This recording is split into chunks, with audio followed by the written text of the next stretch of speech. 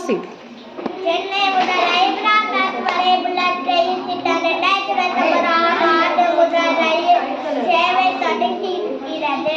இதன் மூலம் 12 மணி நேரம் பயணம் 2.20 மணியாக குறையும். Very good. Australia open Vidya, keep quiet. Badminton India வீரர் லக்ஷ்யா சென் சாம்பியன் பட்டம் வென்றார். பார்வையற்றோர் மகளிர் T20 உலகக் கோப்பை கிரிக்கெட் இந்தியா அணி சாம்பியன் பட்டம் வென்றது. இன்றைய நாள் மகிழ்ச்சியின் நாளாக அமையட்டும். நன்றி வணக்கம். நீங்க சொல்லுங்க. நன்றி வணக்கம். நன்றி வணக்கம். Very good. Clap a hand.